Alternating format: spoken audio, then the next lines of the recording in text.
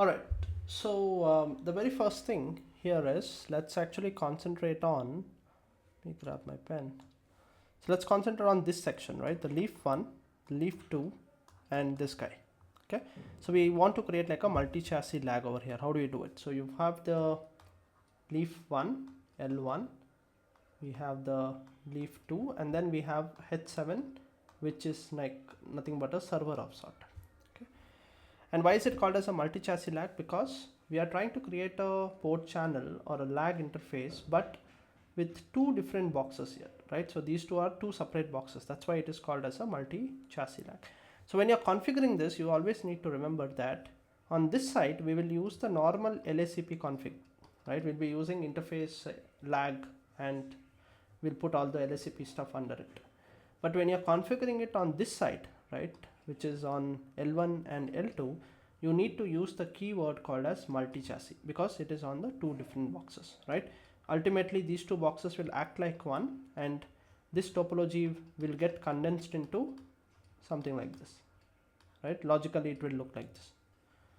Perfect. But remember always that, you know, from this side, right, because when you're on H1, right, you don't know that on the other side you're using multi-chassis, right? So from a H7's perspective, you're just connecting both of your links to a one single logical switch. So that's why you configure the normal LACP. It's not multi-chassis configuration on the H7. Only on leaf 1 and leaf 2 you have to put the multi-chassis config, and I'll explain what is that, right? So first let's do this. Then we will get to the more complex case of putting or configuring this back-to-back VPC, back-to-back VSX which we have in place, right? First let's concentrate mainly on this, which is leaf 1, leaf 2, and H7. Okay, so let's get to it. All right, so first let's actually configure our H7, right? So let's clear the screen a little bit. So H7 is actually again nothing but another Aruba CX simulator which I've used. Ideally it should be a server, but I'm just using another Aruba CX switch only as my host, end host, or a server, right? All right, so what we are doing, we'll have to create the VLANs here as well, right? In fact, I'll just create, maybe just VLAN 10 is enough for me, right?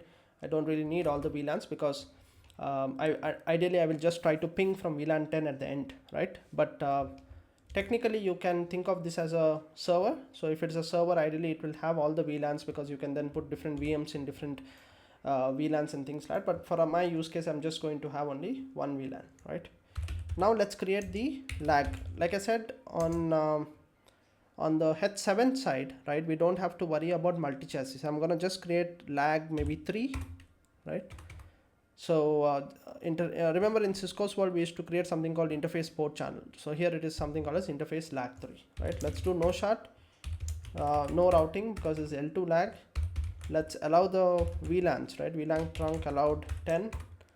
That is enough. LACP mode is going to be active, and LACP timers you can go with the rate fast, right? Especially in the CX simulator, it really helps to have rate fast because the link up down and things like that, right, gets indicated much faster. In the production setup, do verify that if this is needed. I've not mostly seen this being used in the actual production setup. This is mainly for CX simulator, right? So we have created the lag, right? If I want, I can show you. That's the lag. Once you create the lag, you need to put the interfaces inside it. What are the interfaces? We will have to put this 1/1 and 1/2. So interface 111, 112. Let's just say no shut, and let's put it under lag 3. Perfect.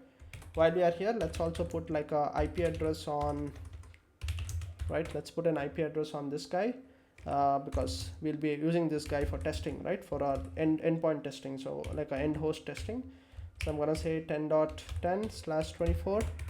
We will also need a default route so that we can show routed traffic. Let's put a default route pointed towards what? The gateway, but this is the active gateway, right? 10.1 is the active gateway which we set up earlier, right? So that's going to be the configs on. Let me just show you the whole thing. The important piece which I want you to look at is we have configured this as interface lag 3. We are not using multi-chassis on this side, right? This is all set up, the default route, IP, everything is good. Cool. Now let's come to the leaf configs. So on the leaf 1 and leaf 2, we can go about configuring. So let's start with it's leaf 1. Okay, so on the leaf 1, I'm going to do interface lag 3, but this time I will have to put sorry, I think did I make a mistake? Let me come out of this VSX config. Okay, so the interface lag 3 question mark, and you can see there is an option called multi-chassis. So this is for the multi-chassis lag. Like I said, on the switch side we'll have to, because you have you're configuring the lag on the switch side where you have two boxes acting as one, you need to use the word multi-chassis. Then we will do no routing. We will allow the VLAN trunk allowed. In this case I'll just allow 10, that's fine. LACP mode is going to be active, and LACP rate is going to be fast. Perfect. Let's do a no shut. And while we are here, we'll have to put the interfaces inside the multi-chassis lag, which is 1/5 and 6. Right, so sorry, only 1/5. On leaf 1 it is just 1/5. So we go to 115, we do lag 3 and no shut. So that's the configuration on the leaf 1. Okay, on the leaf 2, since we have enabled the sync, right, remember we have enabled the sync here for multi-chassis lag, we should ideally have it showing up, but I think show run, do you think it shows up? I don't see it yet. So generally what you can do is you can just define the lag, that's it. Right, so I just defined, I did not put the rest of the configs in the lag, I've just put interface lag 3 multi-chassis, wait for a few seconds and then run show run current context, not yet. If the VSX is ideally working, it should sync the config, correct? So let's see if VSX is working. VSX is working, so let's wait for a few seconds. Show run current context. Okay, there you go, it has come, right? So earlier you did not have it, but now it has synced the configuration of lag 3 from the leaf 1, and you can see the configs visible here. Now what you can do is you can just go in there and just put a no shut, that's it. Perfect. Similar configuration what we did on the other guy, we'll have to enable interface 115 under lag 3. So let's do that. I think I just did that. Okay, so with that, ideally our multi-chassis ether channel should be up. Let's verify it from the H7 side. So let's clear the screen, show LACP interface. There you go, it is up, right? So it is up from the H7 side. Let's go into leaf 1, show LACP interface. All right, there you go. From the leaf 1 also I see 115 is up. See, it shows multi-chassis over here. Same thing here as well. Let's clear the screen, show LACP interface is also up over here. Perfect. So that looks good, which means ideally we should be able to ping from your H7 into your default gateway, correct? So it is ping 10.1.10.1. Will it work? No, yes, let's verify. Did not work. Let's see why it did not work, or maybe let's try once again. Okay, maybe we have still not yet configured our spanning tree protocol, right? So maybe that could be the case, but quickly let's have a look at show IP interface brief. And there is, oh sorry, okay, my bad. So remember, what we have done is our gateways are on the spines, not on the leaves, right? So we are yet to configure these links, that's why the traffic is not going here. That's fine. So multi-chassis lag is up, right? We have configured the multi-chassis lag here between these two guys and the leaf. Now the next important thing is you need to configure, let me just clean the screen a little bit.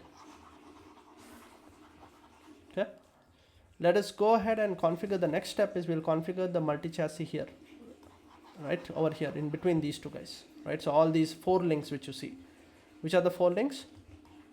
So the 4 links are 1, 2, 3 and 4. So between these 4 links we have to configure multi-chassis, right? So let me explain how this really works out.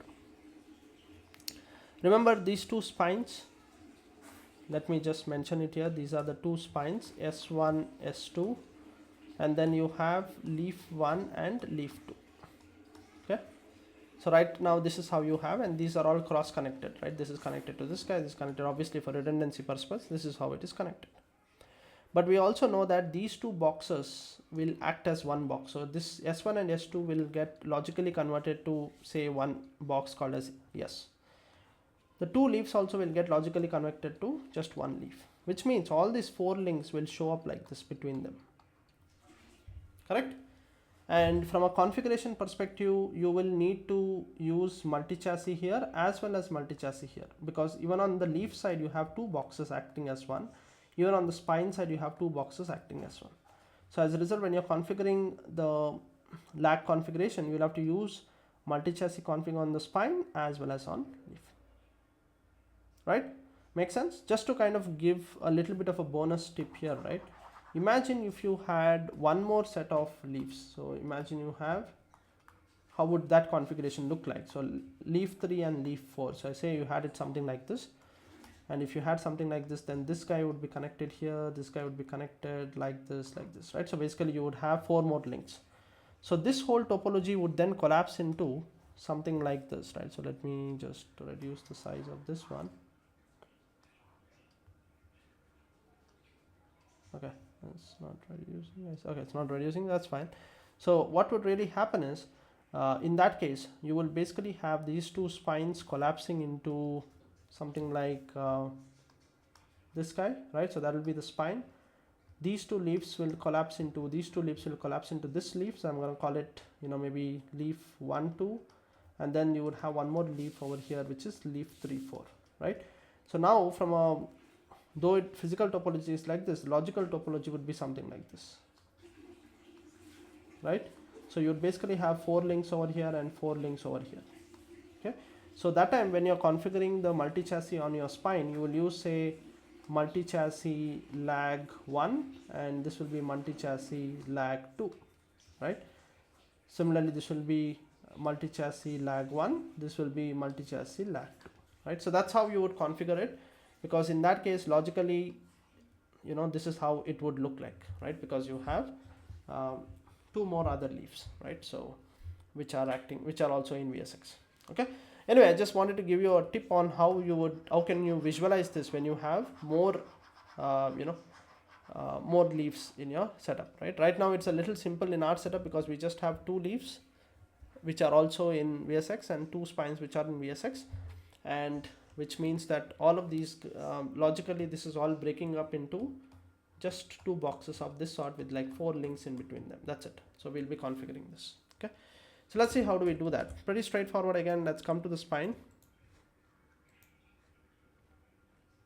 Okay, so on the spine, let's put the lag 1 config, right? So I'm gonna say interface lag 1 and multi-chassis. Okay, so I'll have to use multi-chassis and VLAN trunk allowed. Let's allow all the required VLANs 10 to 13, 10, 11, 12, 13, right? And so 10, 11, 12, 13. Let's put LSCP mode active and LSCP. I think by default it will always take active. LSCP rate is going to be fast. Okay, and then a no shut. Which are the interfaces to be part of this? It is going to be 1/1 and 1/2. So I'm going to go into interface 111-112, right? Let's do no shut and let's put it in lag. We'll have to put it in, actually let's shut it for now. Let's unshut it in one shot. So I'm going to shut it, but I'm going to put this in lag 1. Okay. The same configuration would go on the other guy, but you don't really need to do the whole config, right? Because we have the sync enabled. So ideally all you need to do is interface lag 1 multi-chassis. That's it. Now wait for the configuration to sync. It has not synced yet, so let's wait for a few seconds. Oh, there you go, it got synced, right? So now that it's synced, I'll just do a no shut. Then I will also have to put the interfaces 111, 112. Let's shut it for now and put it in lag 1.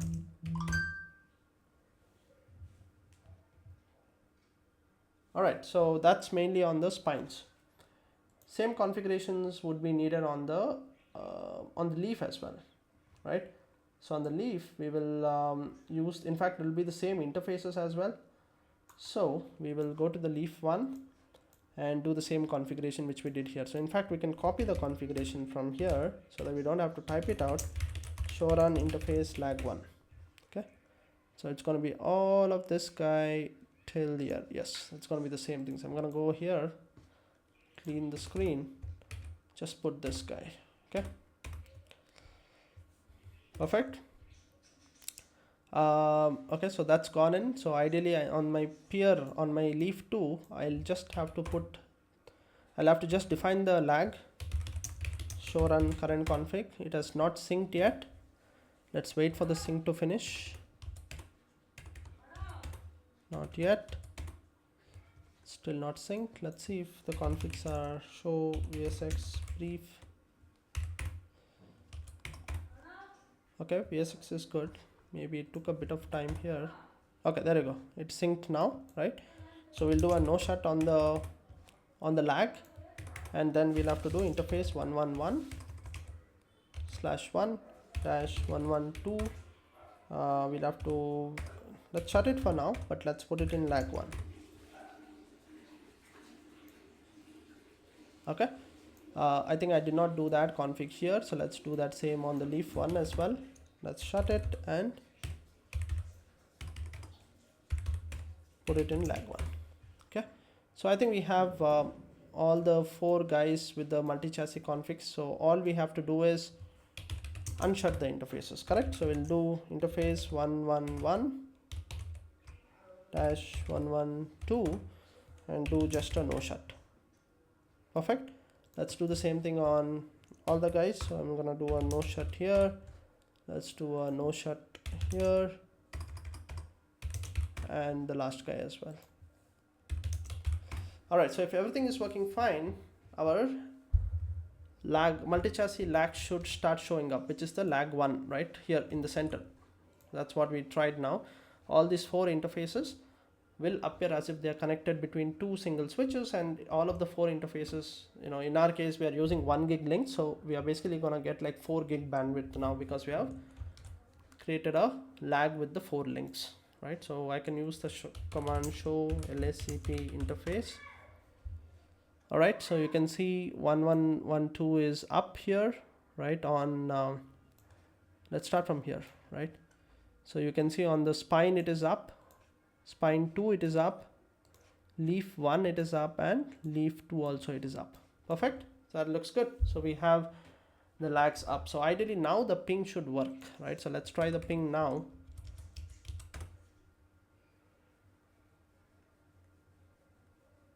Still not reachable. Let's see, is it because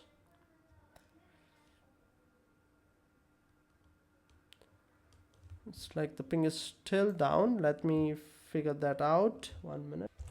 All right, so looks like it was more of a very temporary issue with the CX simulator, because you see it was not pinging, and I tried it multiple times and then it started pinging, right? So now it works fluently. Okay, sorry, let me ping it once again. All right, so now it's again broken. So I think looks like it's basically a issue with the CX simulator, but I was able to get it working over here. What I'll probably do is later I will reboot the machines, I'll reboot the switches, and I think then this should fix the issue. So sometimes we do see some data forwarding issues with this CX simulators. They are not that they obviously don't give you the real life scenario of a physical hardware. You should not see this issue in a physical hardware. This is predominantly on the virtual simulator, right? But that being said, I was able to capture the packet capture as well. You can see the ping packet capture, and what I wanted to show you here is when I pinged the default gateway, which is the active gateway, you see the MAC address which it is using is the one which we configured earlier, right? 0202, and ::1. So if you remember, I believe that's the one which we have configured. Let me just pause. Yep, so if I come to maybe spine 1, if I do show run, right, you can see this is what we have configured, right? So this is the active gateways MAC address. So that's the virtual MAC address which we have configured, right? And while we are here, let me try to explain to you how this all now fits into, remember, we have already set up the active gateway, right? The next only couple more things are remaining where we'll configure spanning tree, and finally I'll also show you the other interesting feature, which is the routing active forwarding feature, right? But before that, let me explain this very interesting concept, what is really happening here, right? So all right, so if I use the physical topology for a minute here, so you've got like the, let's take a simple example, right? So you have switch 1, switch 2, and you've got switch 3, and you have that multi-chassis port channel set up like this, right? Remember, we have also configured 10.1 here as well. We have configured 10.1 here as well, and we have also put a corresponding MAC address. The same MAC address has been configured. These are like your virtual IP and virtual MAC, similar to how you would do it in the VRRP world as well. Okay. Now the good thing about this is, because we have this virtual port channel, what really happens is when a request comes, this is a virtual. So we have a port channel, right? This is a, or let's say multi-chassis lag, right? We have a multi-chassis lag. So when a request comes in this fashion, right, you get a request, ARP request basically, right? When you get an ARP request for this IP, let's assume that because of the load balancing of the port channel, one of the guy, let's say the packet is sent in this direction, right? And the packet is sent and he's going to respond, right, with the corresponding MAC address for the ARP request, and the ARP cache here gets populated, right? Next time when the data traffic comes, right, so this was ARP, but when the data traffic comes, in case if the data traffic take this path, right, even then it is going to be fine, because even this guy has the mapping, correct? The IP and MAC address is present, right? So that's the beauty of this. That's the reason it is acting as a active fashion, right? In case of VRRP, what would have happened?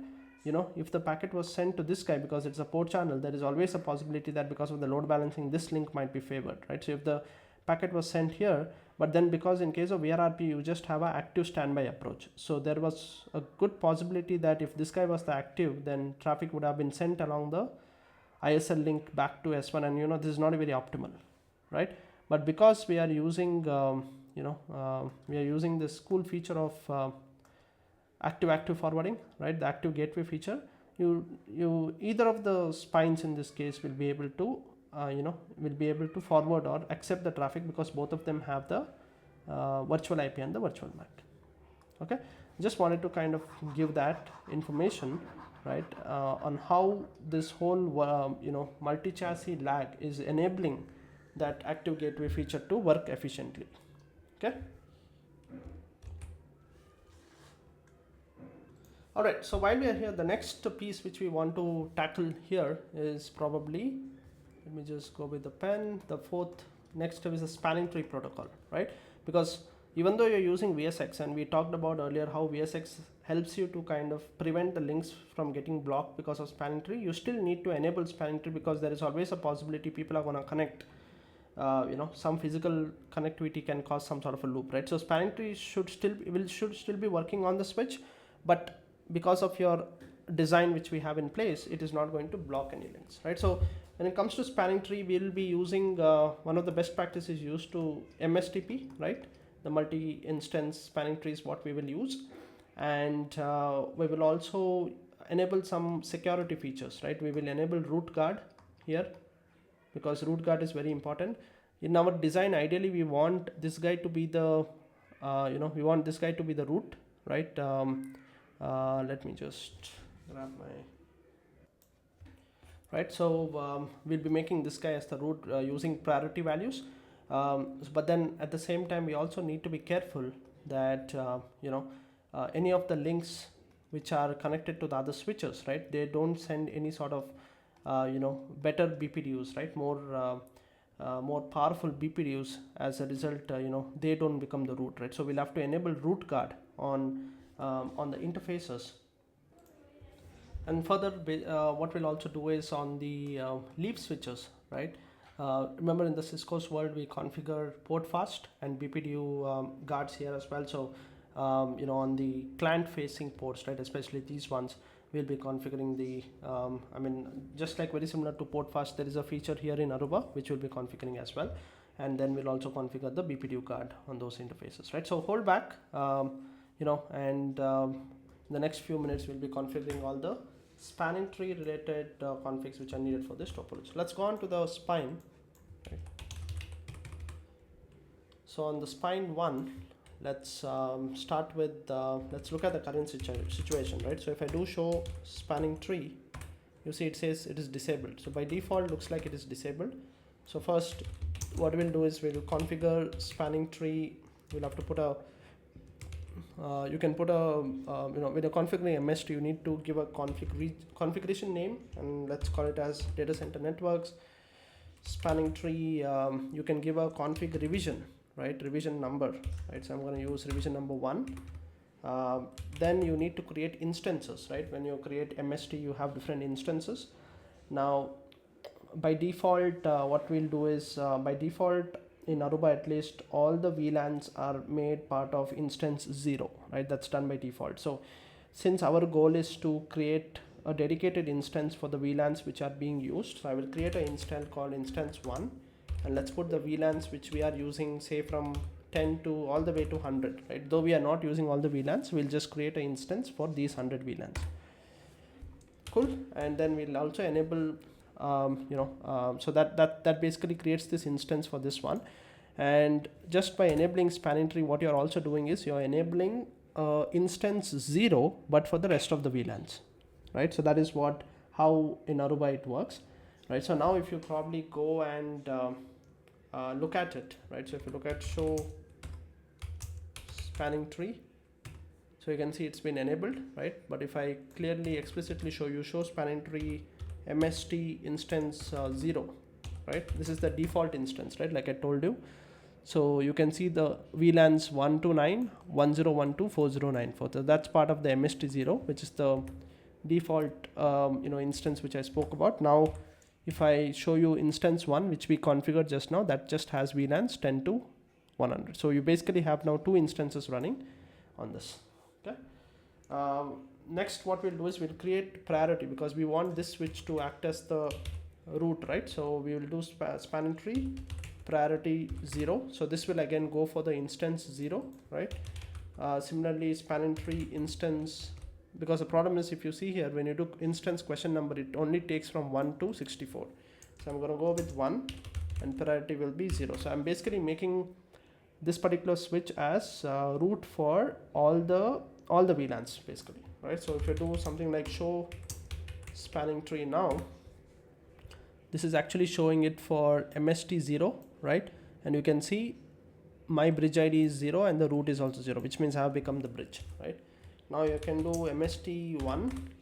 Also you can see that for MST 1, I am the bridge, right? Because I am the priority 0, root priority is also 0. So I have become the root for both the instances. So that's how you configure. While we are here, let's also enable the security features, which is root guard, right? So on the interfaces, we'll have to enable root guard. So what will be the interfaces? If you look at my interfaces, it is interface 1 and 2 is already part of the lag. We will not enable it on 5 and 6 and 7. So mainly we are concerned with 1 and 2, and 3 also is a routed port, so we don't really need it. So we need to start with 1/1/4. So we'll do 1/1/4. And next the rest of the ports, right? So we'll do 1/1/8 all the way to 1/1/48. So those are all the ports on this particular switch, right? All the L2 ports at least. So we will first make it L2 by putting no routing, and that command is going to take a few seconds. That's all right. Let's do spanning tree root guard. Okay. So we have enabled root guard on all the ports. So basically the point of this particular command is it basically makes sure that you're not getting superior, if you get any superior, if some attacker, right, comes in and connects one of their laptop on one of these ports, right, And if that laptop starts sending superior BPDUs, right, if it starts trying to become the root, then that particular port will be put in error disabled state. So that's the whole point of this root card feature. Remember, we also have the lag, right? So we need to prevent anything happening over there. So on the lag as well, let's put the root card feature. Done? Awesome. So now coming on to the spine 2 as well, we'll have to do the same config, right? But I will do that while pausing the video so that we don't waste too much time. All right, so I can quickly show you the running config here. Done. So you can see the exact same configurations. We have kept the spanning tree to be identical between both the spines. The reason being, in case of VSX, we have spoken about this before, both the switches will work or will function as a single switch when it comes to the L2, right? So the recommendation is to keep the spanning tree configs identical, right? For all the spanning tree BPDUs and stuff, the MAC address which will be used is obviously the MAC address, the system MAC, which we configured earlier. And if you want to quickly look at now, show spanning tree, let's look at instance, MST0, which is for all the rest of the VLANs. You can see all these interfaces are down, but that's all right. The important interfaces is lag1 and lag256. You can see it is in forwarding state, right? There won't be any interfaces getting blocked because of VSX, right? That's the whole point. So we can actually use a function like this, right? So you can see for MST0, both are forwarding. Let's change this to MST1, which is the instance which we have. It is up us for that as well. We can go back and check for spine 1 as well. You can see both are forwarding, and for MST0 as well, you can see both the lag1 and lag256 are forwarding. So our spanning tree is working as expected. And like I also said, we have also gone and configured the root card, right? The root card, which is important for preventing. So that's all the configs on spanning tree for the leaves. Now for for the spines, right? Because they are the L3 hops, right? The L3 hops. All right, for your leaves, right? Let's go ahead and configure. We'll basically go and configure the spanning tree on the leaf as well. So let's go to the leaf 1. Let's clear the screen.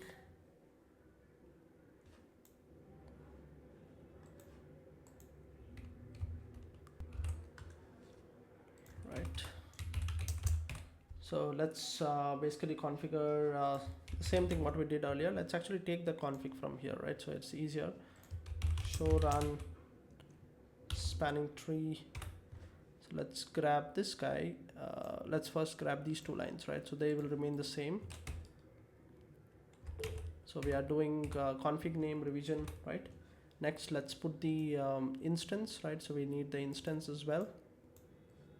Okay, so we're gonna grab that.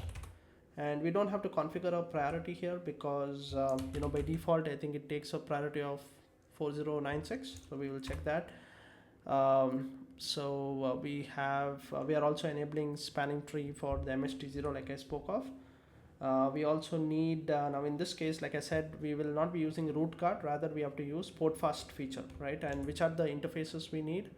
Let's look at the interfaces. So it's going to be from 1/1/6 onwards, right? Because these are all interfaces which I use. So we'll start from interface 1/1/6 all the way to 1/1/48. Okay. First we will do no routing. We have to make it L2. Then we will enable spanning tree port type admin edge, right? So that is very similar to the port fast feature which we used in Cisco. So let's do spanning tree. We are already in the interface. So spanning tree, we will do port type and we will do admin edge, right? And then last is we will also do spanning tree BPDU guard, right? So these commands take a little bit of time because they have to apply it on all the interfaces. So be a bit patient, right? So let's also enable BPDU guard here, spanning tree and BPDU guard. The moment you get you're not ideally supposed to get BPDUs on these interfaces because these are client facing ports, but if you get them, then those interfaces will be error disabled, right? So remember, we also have a lag on which we will have to do this, which is the lag 3, right? So just like you did it here, we'll have to do it on lag 3 as well. We'll have to enable this guy.